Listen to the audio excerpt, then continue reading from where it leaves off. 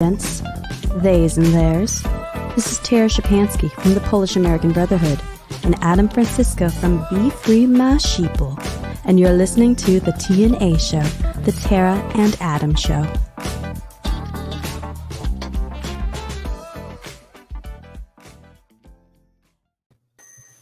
Hey guys, welcome back to our podcast. It has been a while that Tara and I have been able to sit down together and finally do a podcast. But we're back in Orlando today. Welcome back to Season 2, Episode 1. And today we have a really special guest.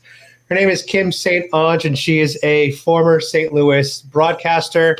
And as you guys saw in the title of this video, she was fired over vaccine mandates, and she stood her ground. We're going to introduce her in a second, but the way I met her was I was on Facebook, and somebody in my network shared one of her Facebook posts, which I guess Tara can pull up on the screen right now. And I saw this, and I was just really super inspired by Kim. So I wanted to invite her on the show. And yeah, Kim, if you'd like to start off telling your story a little bit, kind of what you had in the Facebook posts, we'd love to hear that. Sure. So I'm from St. Louis. So I had worked in Des Moines, Iowa, and Nashville, Tennessee after graduating from college. And so, of course, I was all excited to be working as a news reporter in my hometown. So I was at KMOV for about 2.5 years. And we got word from the company that owns KMOV, which is Meredith.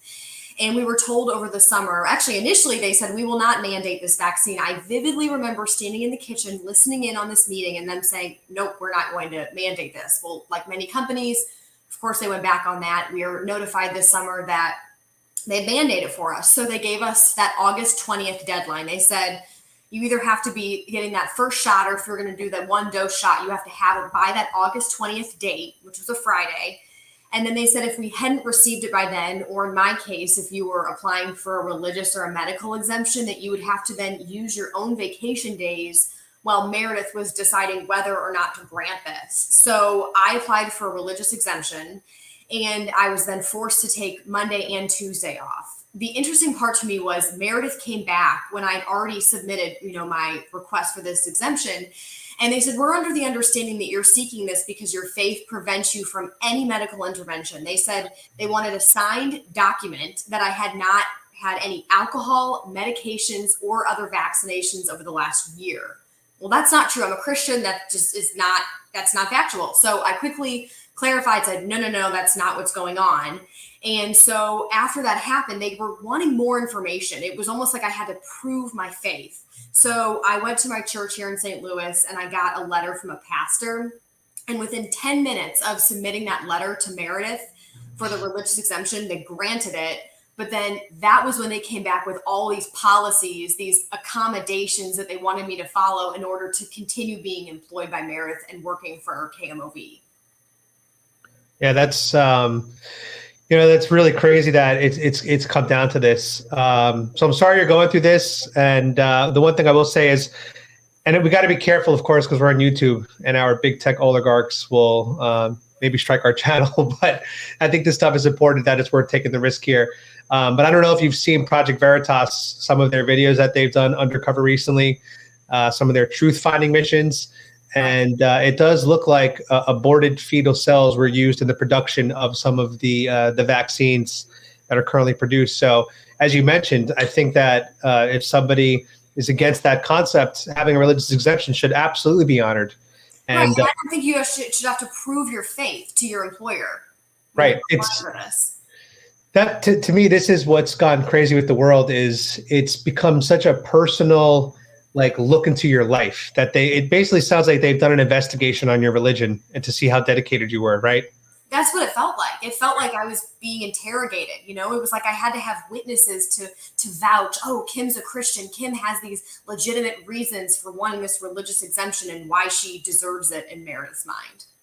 Right. That's crazy. So how did they break the news to you exactly? Was it done over email, or did they call you into an office? How did they break up with you, I guess?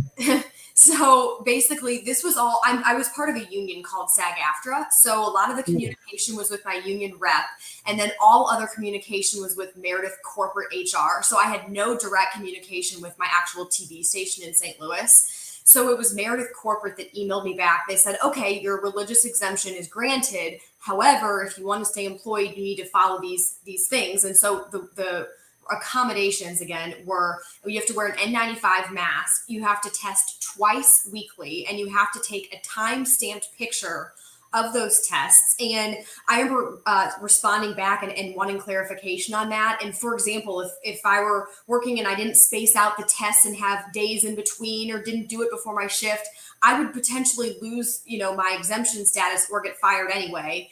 And then the last accommodation they wanted me to abide by, which I thought was very discriminatory, and that was really where I drew the line and said enough is enough, was they said when there was an on-site meeting that I had to be on-site, but that I had to attend the meetings virtually.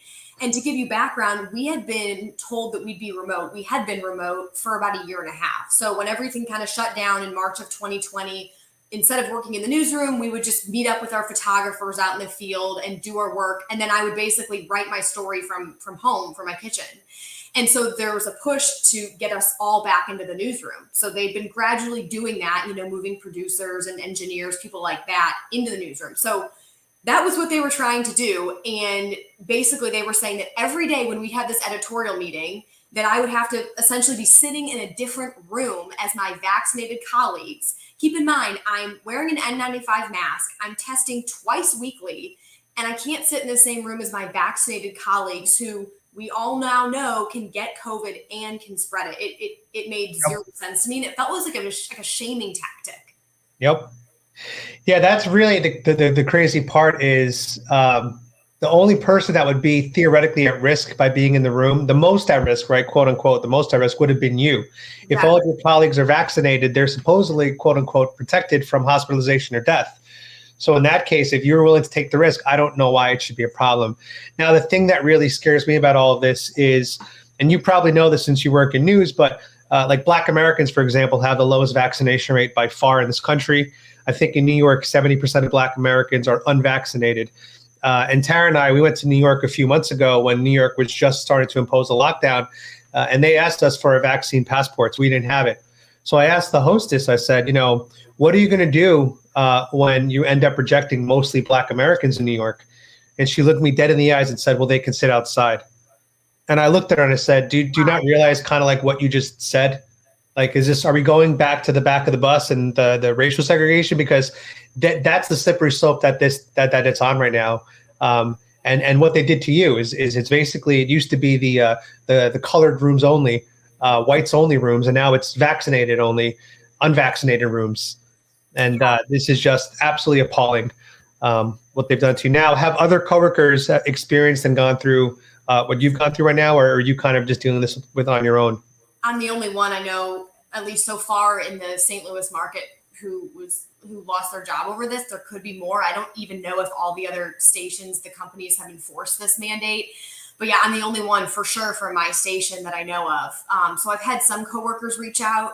A lot of them, might say, oh, well, I'm pro-vaccine, or, oh, I'm, obviously vaccinated for some of them if they're still working there. But I do respect you for standing up. But I know some of even my closest friends, they do not agree with me at all. And so this has just been a really interesting kind of situation to navigate. And like so many people, it is really scary to come forward, but just seeing everything that was going on, I'm looking at the first responders who are now losing their jobs. And we saw what happened with Southwest Airlines and the reporter from ESPN, Allison Williams. And I just was getting so irritated with this. And I just got the courage and I said, enough is enough. And I'm going to go public and take a stand on this. Yeah, we have obviously a lot of respect for you. Now, I'm curious, like Dan Bongino, I believe he is vaccinated from what I've heard. I could be wrong. So if one of my audience members want to fact check me, I think Dan Bongino is vaccinated, but he's currently standing with his unvaccinated employees to say, despite me being vaccinated, I'm not going to allow any mandates, to happen at this company. So you either choose me or you choose the mandates. So I have a lot of respect for Dan, because even if you are vaccinated, I think you should still be against the mandates, because you got to stand up and support people. Because right now it's just vaccine.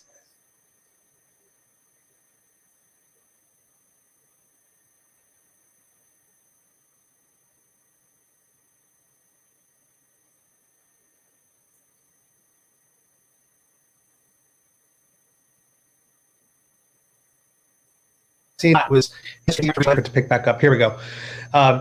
So yesterday, Rachel Walensky said the definition of a fully unvaccinated is likely going to change in the future. So what that means today is, you mentioned it earlier, you could have the single dose. I think that's Johnson & Johnson. The other was double dose, like Moderna and AstraZeneca. Yep. Now they're talking about boosters. So the CDC director basically now said the definition of fully vaccinated is going to change. So this is scary times. I feel like we're chasing on, what is it, the carrot and the bunny? The carrot and the stick. I just think the government's really trying to take advantage of Didn't they announce that it's going to be like a 4th booster shot too? I wouldn't be surprised. I think Israel's already on 4th boosters. Israel is one of the most vaccinated countries also. And what was the study you were telling me about the other day? So I don't know if you know about this, Kim, but there's been some study that was done across we have a lot of data now. That's the good news about this. We've had almost a year of data from this vaccine. And what's really surprising is that the more vaccinated a country is, the more COVID cases there are. That's very suspicious. You would expect to see the opposite. The more vaccines, the fewer the cases. But instead, it's the opposite. You have countries like Vietnam, which have a very low vaccination rate. I think 10%. And they're doing fine. Yeah. Well, this whole thing is just confusing. And question what we're doing right now, but apparently not. Yeah, and if you question it, then you're considered a radicalist or an extremist. Yeah. Oh, yeah. We've gotten labeled that way before. So I'm curious, your Facebook post went up. It obviously went viral. You got a lot of shares. I saw it. You're here now on this podcast. I've seen you've done some other live streams before with other TV shows, I guess content creators. What kind of negative or positive feedback has that post gotten from your social circle, your friends, your family? Like, are there any horror stories of friends turning on you? Have you gone through that experience? I have had friends definitely tell me they disagree. I think what I'm seeing is, some friends unfollowing me, former coworkers who I've had in news. Some of them are not necessarily directly messaging me, but I've noticed they're actually liking the rude comments that strangers are messaging me. In fact, my old boss was actually doing that. I noticed he was liking some comments that people were saying, kind of refuting what I was talking about. And so that's been really interesting. But I will tell you that this caught me off guard. I would say of all the reaction I've had, of course, some of it is definitely negative, and that was to be expected. I would say it's overwhelmingly positive. And what's really sad is that I have talked to some people who have come out and said, I didn't want to get it. I felt forced from my employer to keep my job. And so I went ahead and got it. And some people have said that they've had crazy adverse reactions to it. And one of them was as extreme as a face being paralyzed to the point where it's now difficult to walk. And it's these things that people do not understand. There's people who are commenting on my Facebook page saying, you're a conspiracy theorist and you're claiming that people are dying from this vaccine and having all these adverse reactions. But to me, it blows my mind that people are not realizing that that's going on. I just don't understand how someone can be so set on mandating this. Like you said, if the vaccine works, why are you so concerned about whether or not somebody else is vaccinated? It just doesn't make sense. Yeah, there's from the Nuremberg Code, there's a very important line in there that basically says people have to have informed consent. We need to know the risks and the benefits of what we're putting into our body. That's just kind of the way it is now. And one of my good friends, I'll give him a shout out now, Jeff from Paint the Truck, that's his YouTube channel. He made a good point. He said, did you notice that there's no commercials for vaccines? And I said, yeah, why is that? He goes, well, because they'd have to list all the side effects. Think about all the other medical commercials you see when it's like any type of medication. They always have to go into they have to list the side effects. Right. Imagine if they did this for this vaccine, how long that list would have to be. They would literally have to mention, you may have a chance of developing Guillain-Barré syndrome. You may have a chance of developing myocarditis. You may have a chance of developing blood clots.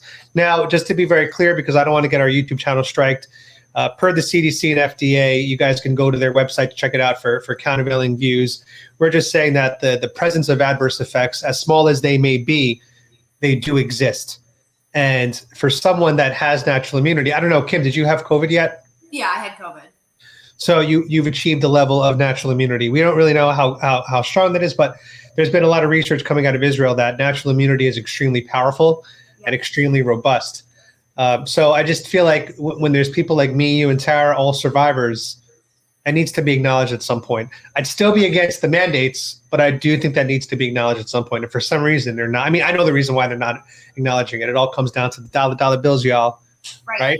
It all goes back to money. But it's like, this is the thing I keep trying to tell people is this shouldn't be a pro-vax or an anti-vax conversation or debate. Correct. Which a lot of people are trying to come at me with. This really is anti-mandate, anti-control, or pro-medical freedom, right? You shouldn't have the government or your employer telling you what you should be injecting into your body and that determining if you have a job to put food on the table for your family. I've heard from people saying, I've had this job for 30 plus years. I'm a dad, I'm a mother, I have kids to feed, and now I'm having to make this choice of whether or not to get a shot that I don't even want and we don't know the long-term effects of. And when you've had COVID or you're young, in my case, I'm in my 30s, I'm healthy, no underlying conditions, my chance of survival from the government's own website, I have a more than 99% chance of survival. So why would I take a risk on this vaccine that we don't know the long-term effects of if Absolutely. I'm in that situation? Well said. And I'm curious. I believe you said you're recently engaged now. Has your fiance experienced some of the same issues in his career? Or are you guys kind of on this together? We're definitely in on it together. I mean, he's been my rock through this, which I cannot imagine some of the couples right now who are maybe on opposite sides of the spectrum and having to navigate this because, man, like I've seen it splitting families apart. So thank goodness my fiance and I are on the same page about this. His job isn't at this point, but I just pray for all the people who are worried that this could happen or, telling me, they're emailing me and Facebook messaging me saying, oh, I have 2 weeks to decide what to do. And I have no idea if I'll get this exemption granted. Yeah. Tara lives in a divided house. Her mother is a big Biden supporter and her dad's a big Trump supporter. So she has split households. And my family too, my brother is, a liberal living in Seattle. So, I guess if you're a liberal, that's kind of where you have to live. Remember though, Adam, was it last year we were going around doing man on the street interviews about whether people were going to take the vax when it came out. I felt though when we talked to people, regardless if they're Republican, Democrat, conservative, or liberal, it wasn't really lining up. But now it's kind of being promoted that if you're a conservative or Republican, you're anti-vax. When, Project Lightspeed, that was Warp Speed, yeah. Warp Speed came out under Trump. So I don't feel that that when you actually do talk to people, because we met that Trump supporter who was he was pro-mandate, which was interesting. So I don't think it's a separate issue that it's dividing the households with. Of course, like living in a divided household on multiple issues, but I don't think that it's so much of a party alignment. What do you think? Yeah, I mean, the data, I was surprised at how many Republicans have taken the vaccine. So it's definitely way more than I thought. So in that regard, you're right. It's not like no Republicans are taking this vaccine. I think 50-60% of Republicans take the vaccine and like 80% of Democrats or something have taken the vaccine. I think it's the independents where it gets interesting. I think that's really kind of more of a split. But I think that at this point, when it comes to values overall, the values of freedom are going to fall on the Republican conservative side. And that's not just, as we're talking about here, being against mandates like put this in your body. We want to be able to have that choice, our body, our choice. I think we all agree with that here. But it also goes to things like censorship and being blocked for what we can or cannot say on social media platforms. This week alone, I just got notification that my primary Instagram account, Adam Francisco, if you try to add me, you get a big warning by Instagram that says, this account has shared multiple fake news about COVID. Are you sure you want to follow this person? So they're really doubling down on content creators that are talking about COVID right now, which is pretty scary. Now, Kim, you've had Facebook before, and you had almost 11,000 subscribers on your previous page, right? What happened with that account? So when I was working for a TV station in Des Moines, Iowa, it was under a different ownership group. It was under Hearst. And so a lot of times what you'll see with reporters is the TV station will essentially own your image. I mean, you basically sign a contract, they own your voice, so to speak, and your look, your image, everything. And so if they're helping promote your page, they essentially have ownership of it. So when I left that station, even though it was on great terms, I have nothing to say but good things about that station. But when I left, they deactivated it very quickly. And so when I moved to Nashville to work in a bigger market, I had to start a page over. So it was the same ownership group in Nashville as it was in St. Louis. So I was able to keep the page. And then I was able to keep it even after I was let go in St. Louis. Wow, that's crazy. So you have a new Facebook page now, obviously. And I think you also have a Twitter too. Might as well just pull this up in the middle for the viewers that are on. We're trying to get Kim, guys, to 5,000 Twitter followers. So if you guys have a Twitter, please follow her. We're going to put that up on the screen in a second.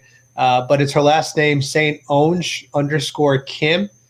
So check her out there. She shares a lot of links up there and content. Here we go. We have it on the screen. So go ahead, guys. Show her how engaged you guys are, and go to her Twitter page and give her a follow.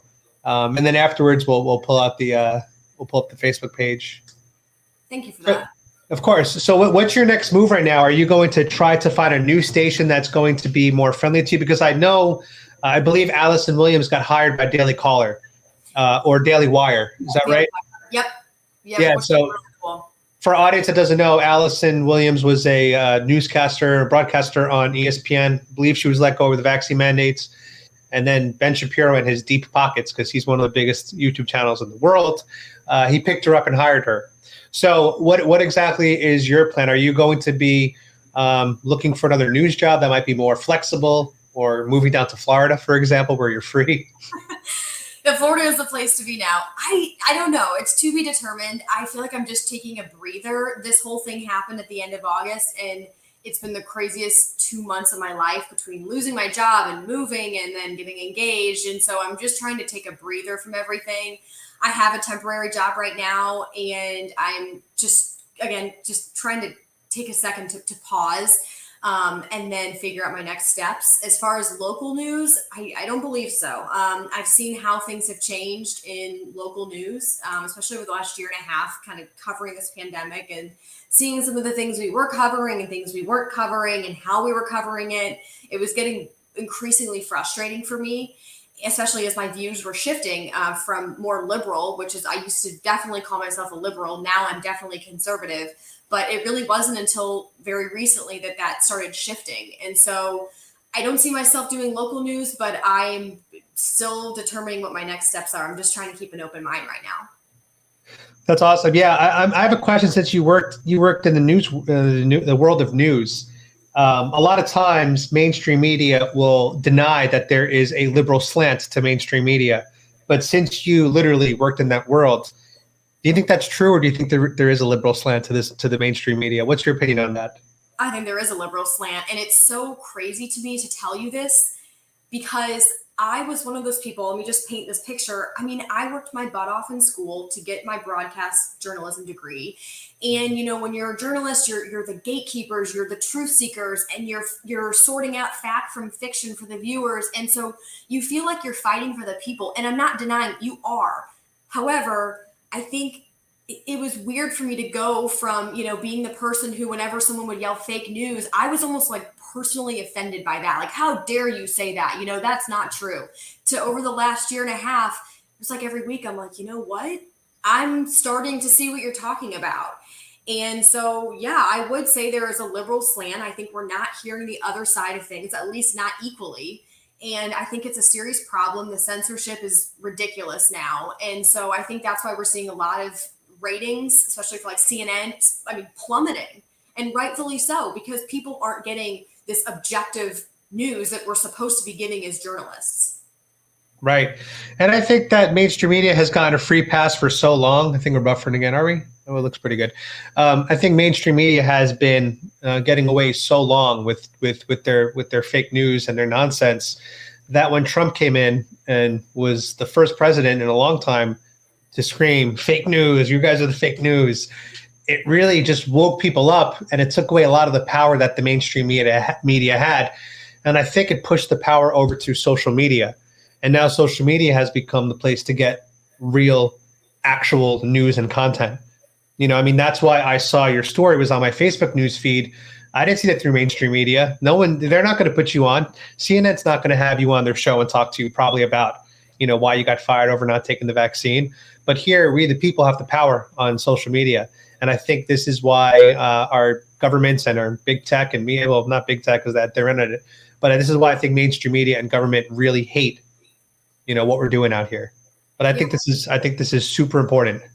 Yeah, I agree. I was shocked anyone interviewed me from local media thinking that, well, if they themselves are going to be imposing this vaccine mandate, then they certainly couldn't interview me because that would look hypocritical then if they lost employees for the same reason. So it'll be interesting to see how things shake out. But yeah, I think about the fact that I really wanted to stay true to my convictions. And I think about people who are so in favor of this vaccine policy. And I think as a Christian, and I mean this in a genuine way, I actually pray for people who are very, very for this vaccine mandate. I think, what happens if there's a mandate in place in the future that goes against your convictions? Because again, like, that choice is so hard to make, right? To stay true to your convictions. And so it's easy to say, oh, you know, absolutely vaccine mandate, but it's like, what if something goes against your convictions? Then what do you do?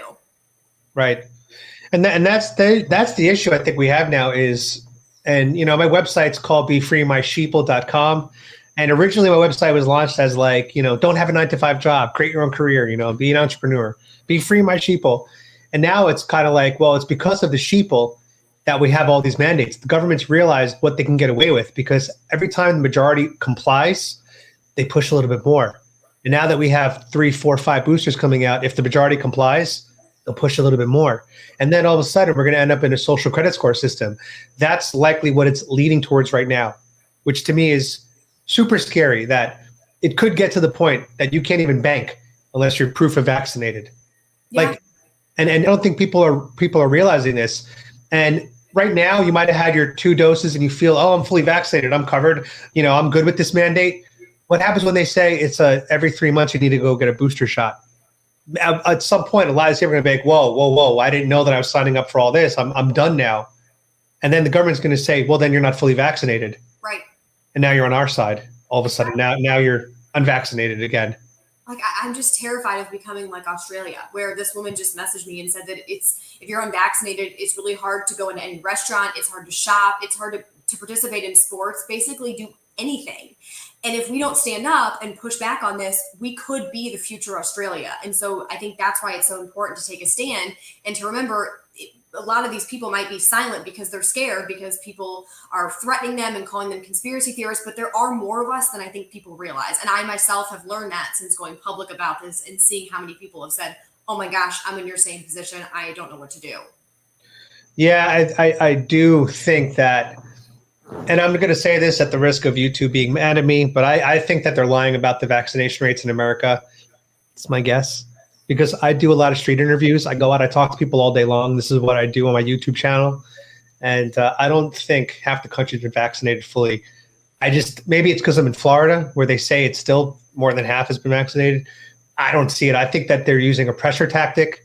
I think they're inflating the numbers to make us feel like the minority and to make us feel like we're the outsiders and we're the outcasts and that we're the ones who are going crazy. I think they're trying to make us feel like we're living on an island. And the reality is we're not.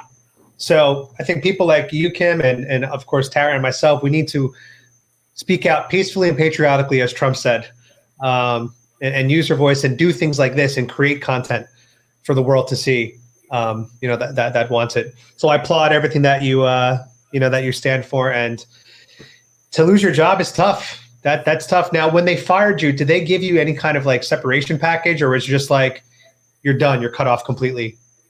They offered me a non-disclosure agreement that was worth several $1,000s, and it was very tempting, especially planning a wedding, to take that money. But I ultimately knew that my voice would be worth that plus a lot more. So I felt almost empowered to take the stand of, no, I'm not signing that non-disclosure. So I turned it down. Oh, so they wanted to pay for your silence.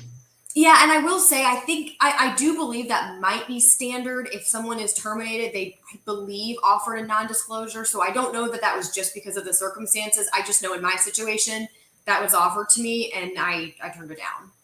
Good for you. Yeah, I mean, you're putting your money where your mouth is, and I think a lot of people that are unvaccinated, they're sacrificing a lot. And I think that that's pretty badass of you that you were able to do that. Now, are you in Minneapolis right now? Like what city and state are you in? I'm in St. Louis, Missouri right now. I don't even know I got Minneapolis. Where did I get Minneapolis from? Minneapolis is I do love the area. So how do you even come with Minneapolis? Great city. She says St. Louis, and I'm like, hey, are you in LA? It's just so strange. So you're in St. Louis. How are things up in St. Louis right now? I believe some of our viewers, although I think we're buffering again. Are we? I don't know. I can't tell. But some of our viewers are from St. Louis. How are things over there? It depends where you are. I'm over in St. Charles County, so there was never a mask mandate in place here. So when you walk around, some of the maybe individual businesses might require it, but I would say generally speaking, you're not going to see a lot of masks. But if you go over to St. Louis City and St. Louis County, that's where it's a lot different. And there's been a mask mandate in place for a while. It was battled in court in St. Louis County for some time. And so I'm not kidding you, for about a couple months, it would be literally a mask mandate in place for like 10 days, then no mask mandate in place for about 20 days, and then another mask mandate in place. It was bizarre. And so I think businesses just trying to keep up with the changing rules, that I remember was a story before I even got out of news, and I'm sure it's continued. Just the confusion of what are we even supposed to be abiding by right now, because it was changing that quickly.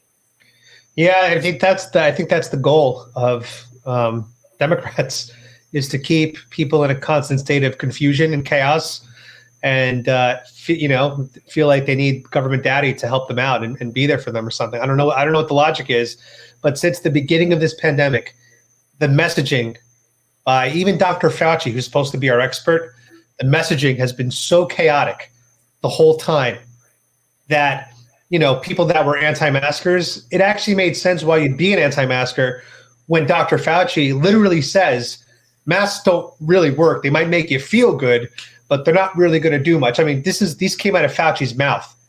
And then you expect a month later when Fauci's like, everyone should mask up, to all of a sudden be like, sure, that sounds like a great idea. So all this messaging has been absolutely chaotic.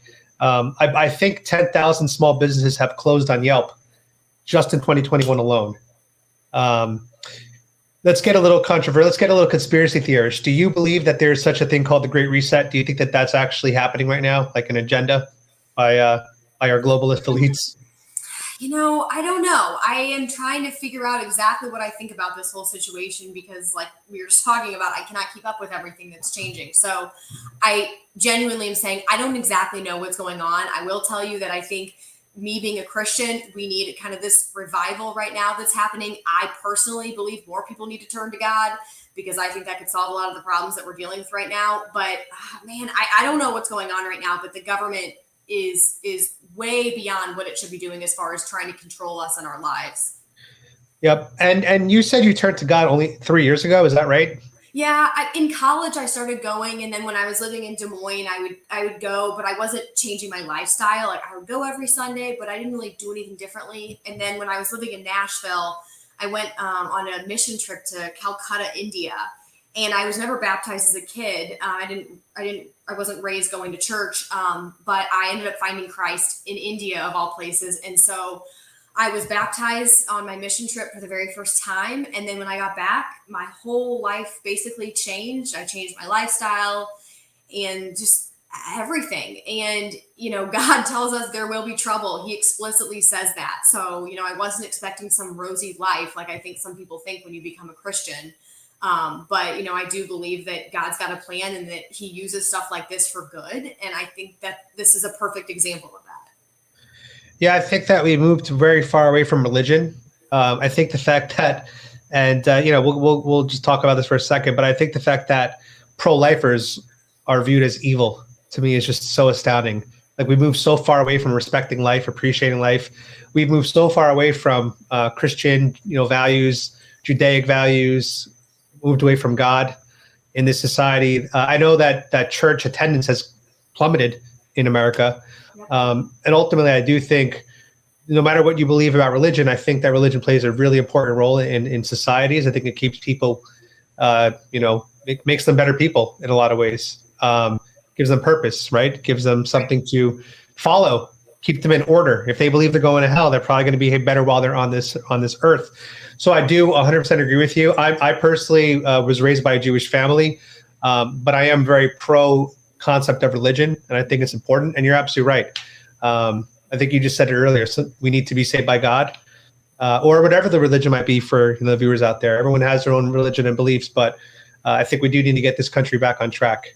Yeah, what's interesting too, and I was thinking about different verses that I've really turned to help me get through all of this. And it does in the Bible say that we are called to follow our government leaders, but only the extent of when that doesn't contradict what God says. And so that's where I think this is all happening, where people feel like this is going against what God would say. And so I think that's why people were saying, no, I'm not taking this vaccine. But scripture has been really key for me trying to navigate all of this. Awesome. Curious about, Joe Biden just had a town hall yesterday and as always, made a fool of himself. I don't know if you saw the video of him where he was standing on stage with his fists clenched. Did you see that clip, Kim? I don't know if I saw that clip, but I've definitely seen clips of some of the things that went down at that town hall meeting. All right. So you after this video, I'll send you my TikTok link where I showed Biden looking like Beavis Cornholio. But overall so far, how do you feel about the Biden administration so far? What's your perspective on that, on your opinion? Obviously, his mandates cost you your job. But besides that huge thing, what are your thoughts on how it's going so far overall? I think it's been a train wreck. I think it's been a complete overreach. And man, the people who voted for Biden, I question if this is actually what they envisioned actually happening. It just seems like it's been a lot of talk, and then they maybe are saying, oh, we're going to do this, and then it's that plus some. And it's been really sad to watch what's been going on in our country. And his approval ratings are now plummeting, and so that doesn't surprise me at all. I don't even have words for it. I'm truly trying to think of words to describe what I think about what's going on right now. Yeah, I just like to say, let's go Brandon all the time. But what's crazy is when it comes to his approval rating, like you mentioned, he's in the 20s now with independent voters. Joe Biden has touched the 20s, so this is historically bad. This is terrible, and even Democrat voters are waking up. I remember before Afghanistan, they did a poll, and 1 in 5 Democrats regretted voting for Joe Biden. 1 in 5 pre-Afghanistan withdrawal. So I would imagine now that it's even lower with the Democrats. I think regret is increasing to an all-time high. What do you think that we need to do in 2022 to get this country back on track? Because obviously next year is a midterm election year. It's exciting times for us. Maybe we'll have a chance to come back. How do you think next year is going to shape out with 2022? It's a good question. I think a lot of people are waking up right now and they're seeing what's going on. I think the biggest thing is not trying to look at it from, oh, we have to take this to Washington, D.C. It starts at the local level. I think a lot of us are getting involved in school board meetings, and we're waking up to some of these things that are being taught to students and some of the things that are going on in our local governments. So I think we're going to see a lot more involvement in city council meetings and for St. Louis County council meetings. And we're going to see, I think, some smaller changes there, but then that is what's going to shift some of these changes that will eventually affect Washington, D.C. So I think we could start to see some serious shakeups. What do you both think? Kim, I wanted to ask you also in terms of the school board meetings. So Adam and I have gone to a couple together and got some, fantastic perspectives from the parents. But Biden administration is now calling them terrorists and putting FBI on what parents at school boards. What are your thoughts on that? If we're going to be standing up and now they're shutting down parents from talking in schools. It's dangerous. They're playing with fire right now. Parents trying to defend their kids and the education they're being taught and everything with CRT. And I talked to some parents who have tried to go speak at school boards, and of course they are, laughed at and mocked and shamed, and then they're scared. I literally just talked to someone a couple of days ago who spoke, and that happened to them, and then they told me they were scared to go back, and I don't blame them. We ultimately can't let that fear stop us, but that's what's happening. People are just doing anything they can to get these people to be silenced. And that's the problem, is that these things like CRT, for example, are being forced on our kids, and parents are rightfully so pulling them out and putting them either in private school or pulling them out and homeschooling them because they feel like that's their only shot of having their kids be taught values that they agree with. Yep. Yeah. Tara and I, we went to school board meetings in different counties here in Florida just to kind of compare and contrast. And we've gone to some school board meetings where it was a majority unmasked and against mandates. And then we went to school board meetings where it was majority masked and majority were for mandates. So it's so strange how even within Florida, which people have this perception that all of Florida is completely free and open, it's not truly that way. Depends on really what county you're in. Surprisingly, it comes down to the county level. Orlando is quite liberal and Democrat. So in Orlando, you'll find a lot of maskers. You'll also have a lot of tourists that come to Orlando. So you will see way more masks in Orlando than you're used to. But if you go to places like Daytona Beach, which is where I'm currently living, that's Trump country. Like, you rarely see masks there ever. And it's reflected in the school board meetings, because the school board meeting of Daytona, I believe Volusia, I believe they went against the mandates. But then you come to places like Orlando, Orange County, I believe they voted for the mandates. Is that right? Yeah. So it's just, it is, I think you nailed it when you said we have to all get involved on the local level. And that's kind of where it starts. Now, obviously, you're not married yet, but have you and your husband talked about like the future of this world for your possibly future children, kind of the state that we're currently in? Yeah, we definitely want to try to have children shortly after we get married. And so I think that's a scary time for parents, but I think it shouldn't stop people from bringing children into this world. It's just a matter of, making sure that we are involved and the primary teachers to our children as far as values that we want them to grow up to know. And so I think that we're just set on making sure that that's what we do with our children. So we're still excited to have kids, despite what's going on in the world right now. Awesome. I'm really excited to have kids too, but I just don't have the partner to do it with yet. So I'm a few steps behind you. And then another question, 2024, I think this is the big year for all of us. Obviously, we're going to have the chance to elect a new president. I hope if the elections actually are legit. What are your thoughts on 2024? Would you like to see Trump run again? I think he will run again. I don't know. I wouldn't be surprised if DeSantis ran. I think he would be a really great president, governor of Florida. But I don't know about Trump. I think that people would definitely vote for him. I think his policies were fantastic, and I think that he did so many great things for our country. Like any of us, he is a flawed human being. So I think there were some things that, even though I voted for him, that were irritating.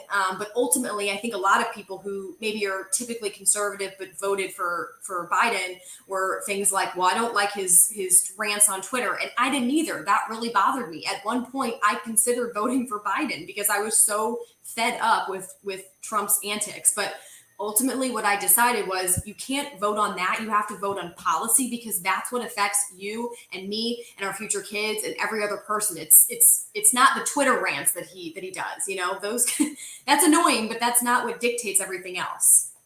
Absolutely. Now, have you signed up for his new platform, Truth Social, yet? I've heard about it, but I have not done that yet. So you can actually, for all of our viewers, you guys could go on the App Store, search Truth Social, and you can pre-order it. You can't actually download the app, but you can pre-order it through the App Store. And I think that just lets Trump know and his team how much interest there is for this app. Now, I will say he did partner with a company, digital something, broadcasting group. I forgot the name of it. But their stock, did you hear this, Tara? Their stock shot up 400%. Oh, wow. The day that Trump announced Truth Social. 400% gains in one day. So the bottom line is people are super excited about. I know I'm super excited about this. I think Trump needs to come back on social media. You have the Taliban on Twitter, but you don't have Trump on Twitter.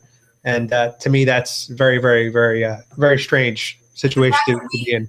The fact that we had a sitting president censored and kicked off social media I don't understand. I don't understand how that happened. It was ridiculous. Yeah, exactly. It's unbelievable. And the funny thing is, I don't know, did you have Parler when it was around, the original Parler? Did you have that? I didn't. Of course, I heard about it, but no, I never had it myself. So Tara and I had it, and we were growing. I think Tara had like a couple thousand subs on the platform. I had 1,000, so we were growing pretty quickly, and it was a highly engaged audience. It was awesome. And then we all know what happened. They were removed for supporting the January 6th insurrection. The insurrection, where not a single person has been charged with insurrection, mind you. But the January 6th insurrection, they were removed, and they were shut down, and they were denied because of people were conspiring on their platform. I don't know if you guys saw the news that came out yesterday, but it turns out Facebook is now admitting that they knew more about that day than they let on. I didn't see that one. So I'm wondering, like, if you're going to remove Parler for that, what about Facebook, who's now saying, yeah, we kind of knew about this before it happened? The whole thing was probably planned on Facebook and Twitter, to be honest. I mean, Tara is very familiar with some of the, I guess, chat rooms that exist out there on the internet, so she knows like where some of this stuff happens. But it's good to see Facebook being put into the fire. I think Facebook is a terrible platform. It does have some values. Obviously, we shared your story, and we discovered each other through that. So that's one of the good things about it. But overall, I think that it's just not a good platform, and I don't think it's run by a good guy. I don't think Mark Zuckerberg should be the arbiter of truth. Kim, I wanted to ask you, what were your thoughts on the whistleblower, the Facebook whistleblower? The Facebook whistleblower. Again, I'm just trying to gather my thoughts on everything right now. I'm not trying to dodge the question, truly. I'm just trying to gather my thoughts on everything right now. I've taken such a step back from everything. And so it's like I'm just trying to process what's going on in my own life right now. So I haven't even really had the time or the thought to even try to get opinions on all this stuff that's going on right now. Yeah, it's definitely overwhelming how fast all this news cycles move. I mean, more than us. How fast news moves. I mean, look at yesterday. We just had this Alec Baldwin story. Yeah, and, that was changing all throughout the day. At some point, the news was reporting that he was waving a gun in the air while ranting about Trump. That was actually published on many websites. That Alec Baldwin was on a Trump rant when he accidentally fired the gun. Turns out that was most likely to be a fake story that they kind of leaked. Wow. That Alec Baldwin story is unbelievable. That isn't it? In my opinion, it's a bizarre circumstance because I think when Brandon Lee died, rest in peace to Brandon Lee, obviously, when he died, it was within the filming of a scene. So it was like an actor killed him because they were shooting a scene together. I just don't understand how Alec Baldwin shoots the cinematographer and the director. Why was he given a loaded gun was my question. Why was the safety net on? Why was there a bullet in it? It just doesn't make any sense to me. Yeah, it's that. Why was there a bullet on set in a prop gun, number one? And number two, how did that result in the cinematographer and director getting shot? If it was another actor, to me, it would make more sense. Like they were filming a scene together and he was told to fire the gun at your co-star for the scene. Just very bizarre circumstances. I hope we get to the bottom of this. Another question for you, mainstream media. How do we get them back on track? How do we restore integrity to mainstream media, to local news? Like, what do we have to do can we do anything as we the people, or are we kind of trapped here?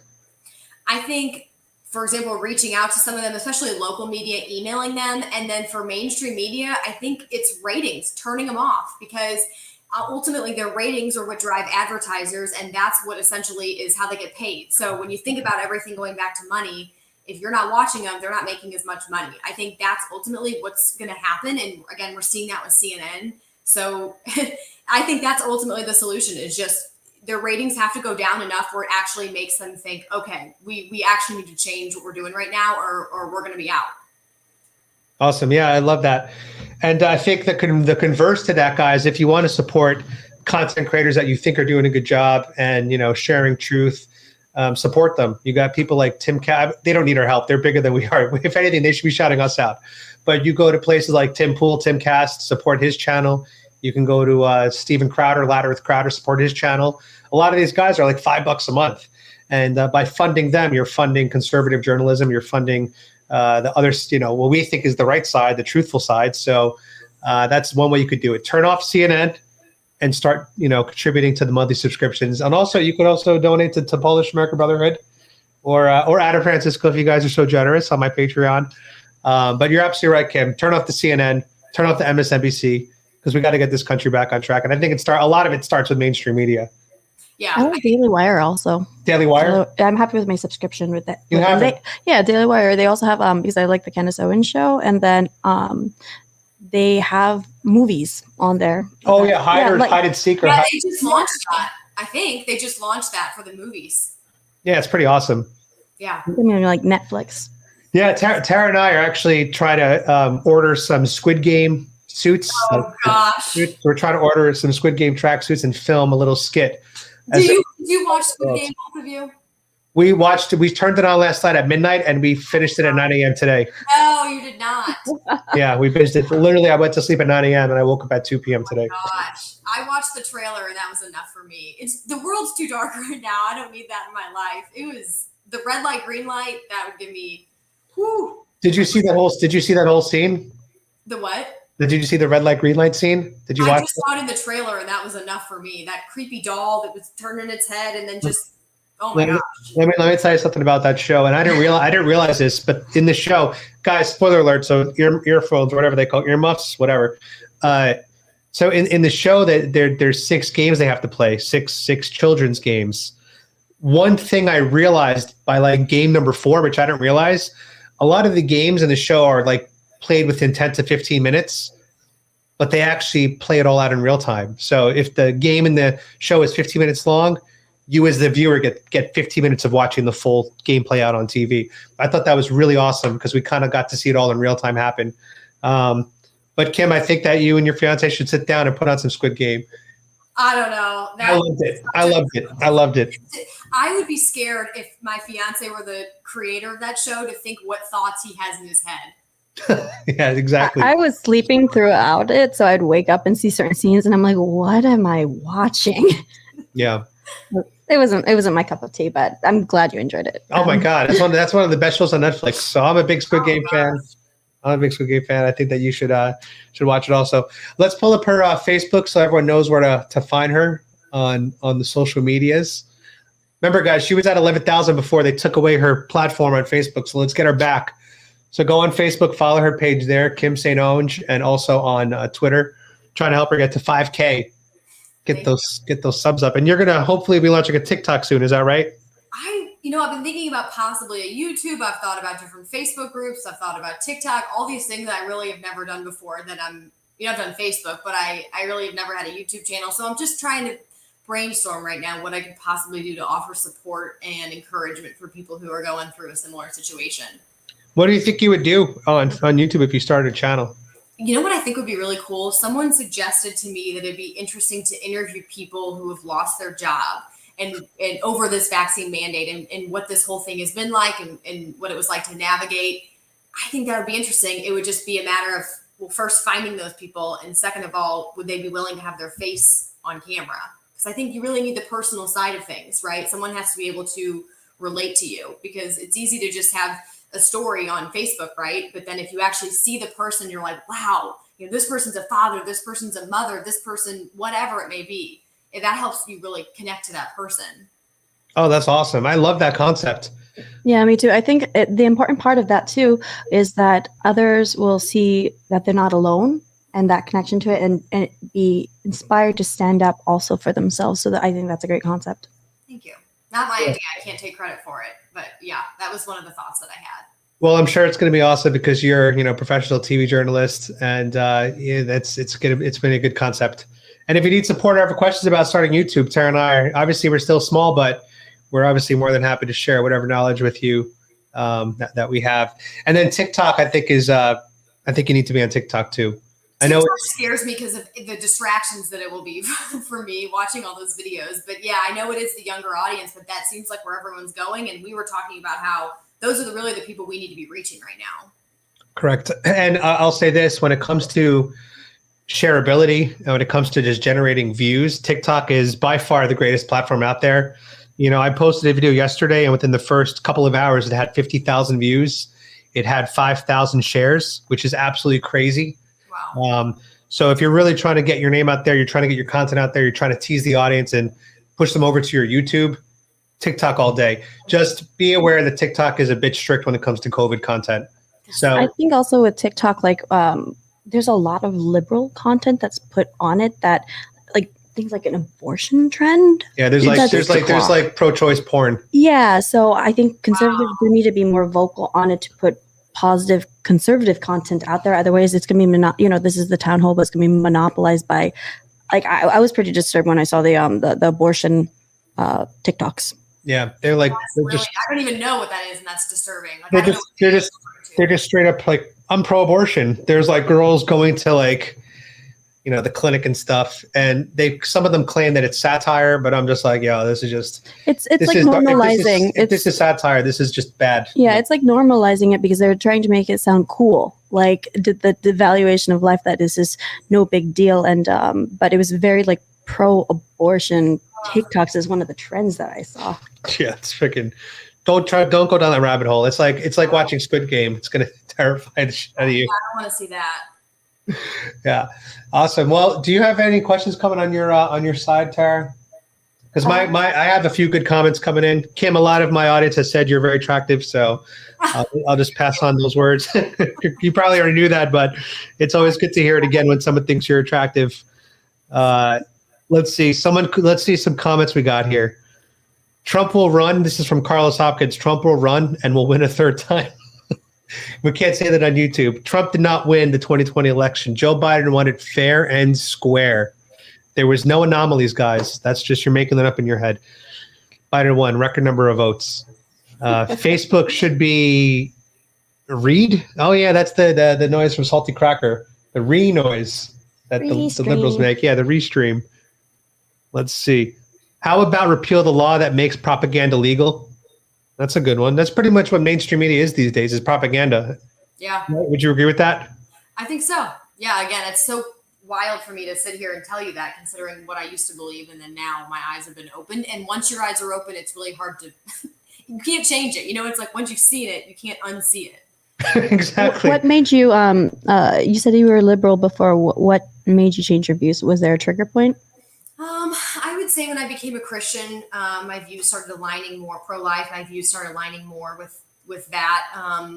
But then seeing how everything was happening with some of the policies and everything, I just this pandemic and the control and everything, that was really what ultimately pushed me over. Someone said, I like her strong will and she sticks to her principles. Thank you. So there you go. You get the respect for that, obviously. And one person pointed out, it's interesting that you're being fired for your job, but yet because you didn't get the vaccine, but illegal immigrants get to come to this country unchecked, unvaxxed, and 20% of them have COVID apparently. Yeah. So how does that make you feel? How do you feel that illegal immigrants have more rights than you do in this country now? I just don't understand what's going on. The border situation is a whole other issue, but I just don't understand how they're not checking people. If they're holding Americans, legal citizens in this country, to a certain standard, then everyone who's entering this country should also be held to that same standard. I would argue they should be held to a stricter standard. You know, for me to get into Thailand, because Thailand is quote unquote opening up November 1st.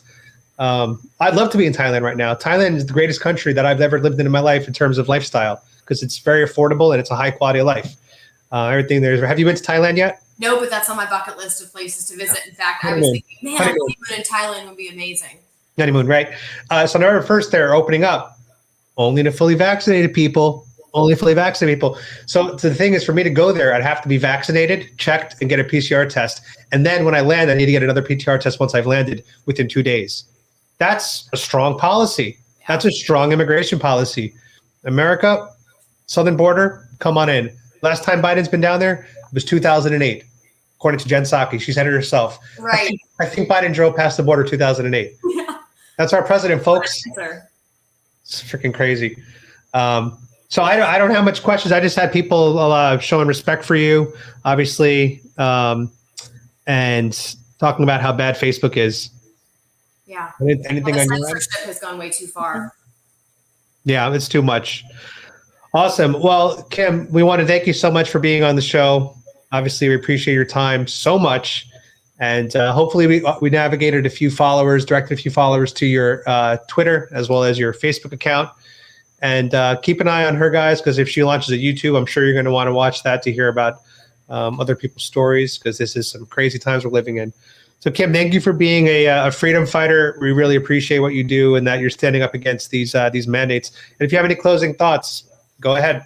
I just want to encourage everybody. I know it's really scary to stand up, and there's a lot of uncertainty of what will happen, but this is coming from somebody who went through this, that I am in a better place now. And yeah, it's really hard, and it was a dark time in my life, but there are more people than you realize who will support you. And even if they don't agree with what you're doing and they're very, very, very pro-vaccine, they will surprise you, some of them, and say, I don't agree with you on the idea of whether or not to get vaccinated, but I respect your staying true to your convictions. And so just know that there are a lot of people who will support you. And I think that's been so incredible, is seeing people reach out from across the country, or now I guess around the world, because I'm getting people from Australia reaching out. So thank you to anyone who's reached out, and just know that I support you personally, and there's a lot of other people who are going to back you.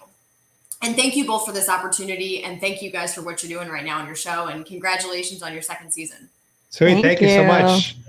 All right, guys, thanks for watching. Make sure you go to TheTnAShow.com to find this video. You can find the video. We'll have it on Apple, iTunes, the podcast, as well as Spotify. So you can listen to this anywhere you want, share with your friends. We think this is important information to get out. So thanks again for watching, guys, and we'll see you guys soon. Bye.